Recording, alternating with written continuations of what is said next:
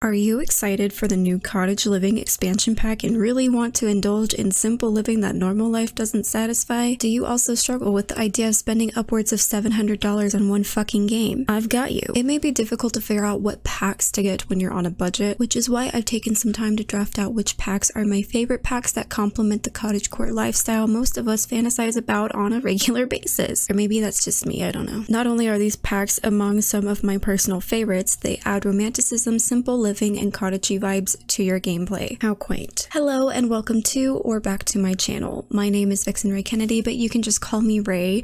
I always make Sims 4 content like Let's Plays, informational videos, and CC finds, so please consider subscribing to my channel if you drink water. Okay, let's go. Getting right into today's video, something that I've always wanted to see in the Sims community since I'm a relatively story-driven player who enjoys the idea of a simple cottage life is a cottagecore aesthetic in-game. While I've taken time to perfect my aesthetic in-game, I can now breathe a sigh of relief that I finally have decorative mushrooms for my garden. And no better time to discuss this topic than right now with the release of Sims 4 Cottage Living, which is available now, although I'd kinda suggest just waiting for it to go on sale. EA, please do not come for me. I saved the best for last, so make sure to stick around to the end and leave a comment down below to let me know out of the packs that I list here, which one is your personal favorite or which one would you be the most likely to get. As some of you may or may not know, The Sims 4 is theoretically the most expensive game you will ever own, if you get all the add-ons that make the base game a more complete game, because it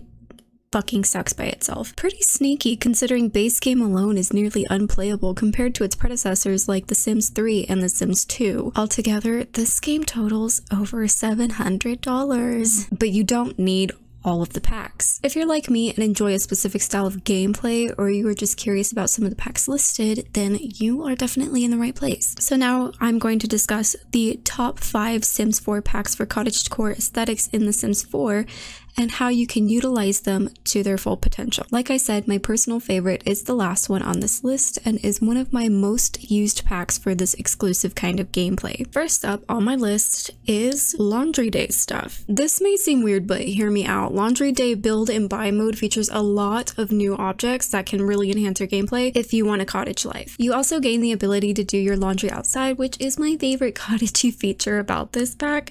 This is a small one, so definitely get it on sale, but weirdly it's still one of my more used ones for that specific kind of gameplay. The second one on this list is also going to be maybe kind of weird, but it is romantic garden stuff. The name can be pretty self-explanatory. You get so many cute romantic things to fulfill all your cottagecore fantasies. We get flowers and hedges and statues. I use so many flowers from this pack in my gameplay when I'm exploring a cottagecore aesthetic that it almost feels necessary to capture the full essence. I feel lost without my romantic garden stuff flowers. This pack is essential to me for retaining a cottagecore aesthetic in game. It also comes with a cute fountain that your Sims can sit on or play in during a romantic outing. Coming up number 3 on the list, we have Outdoor Retreat. Outdoor Retreat adds on the herbalism skill, which I love for a witchy cottagecore aesthetic, as you're now able to concoct potions using your environment. And of course, part of the cottagecore aesthetic is simple living and living off the land around you. We also get the outdoor enthusiast aspiration, which is detrimental to a sim that enjoys a cottage life. Plus, you can stargaze or cloud gaze, which is honestly such a romantic, simplistic interaction that makes for a peaceful cottage life. You don't even have to do it with someone. You can just do it by yourself and just enjoy life, basically. There's also plenty of build and buy mode options that would go perfect inside a cottage that has more of a cabin feel to it. Outdoor Retreat also features a new world called Granite Falls, though keep in mind this is only a vacation world and you can't actually live in it for whatever fucking reason. But if you're looking to take your cottage life Sims on a vacation, there's no better place for them than a cabin in the forest. Cottage baby making time. Number 4 on the list is for those of you who like the idea of a cottage life with a pet companion.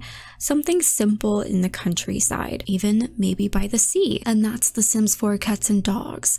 A lot of people don't actually like this expansion pack, which I can't blame them if they bought it at full price, but if you buy it on sale for about $20, I would say it's worth it. Personally, it's one of my favorites. Otherwise, I wouldn't be able to have my pet companions by my side, and I need cats. We also get the new world of Brindleton Bay, which was pretty ideal for a seaside cottage. That way, your Sims have all the time in the world to gaze out into the ocean and think about nothing. Plus, Brindleton Bay is just a beautiful world in general that mimics the country. Build and buy mode introduces a lot of country objects that go well inside a countryside cottage, or just any cottage in general. So finally, the last one on my list, and the real big one, is maybe predictable, but it's The Sims 4 Seasons. I don't feel like this pack is just necessary for some features it offers that pertain to a cottagey lifestyle, but it's also a must-have for normal gameplay. Like, you just need this pack in your game regardless. Seasons introduces weather, more outfit options for weather conditions, and holidays, and you get this nifty little calendar, although actually I think with the new update, you get the calendar anyway in base game, but I like mentioning the calendar because I love the calendar. Just as well, which is one of my favorite features, is you get the ability to build flower arrangements and become the cute little florist of the town. Build and buy mode brings us so many new cottagey options that are homey, lots of plant options as well, which I know a lot of you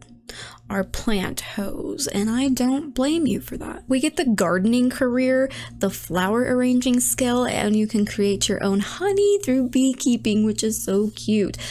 Just be careful, the bees can be hostile, but it's something that you can't handle. You can basically run your own at-home flower shop. Also, gardening in Seasons allows you to grow your own food to harvest and live more off of the land. The gardening feature is more intricate in Seasons with its updates, so I definitely recommend this pack for that. In the winter, obviously you get snow as long as you're not living in hot-ass Oasis Springs for whatever reason. In the fall, you get autumn leaves, and I love that so much. And then in the spring, obviously you get everything growing and coming back to life and all the pretty flowers and everything. I love it. Seasons also introduces a scarecrow named Patchy. And Patchy is quite cute. You can put Patchy the Scarecrow in your garden, and he will even help you maintain it while adding a cute, homey cottage aesthetic. We love to see it. Again, I would like to know, out of all the packs that were included in this video, which one is your personal favorite, or which one would you be most likely to get? I think if nothing else, Seasons is definitely worth the purchase. And if you have anything to add on, please do let me know. Obviously, I don't really even feel like I included all the features of every pack that can really enhance this cottagecore gameplay, but I included some of my more favorite features. Anyways, thank you so much for watching, and I will see you in my next video. Okay, bye!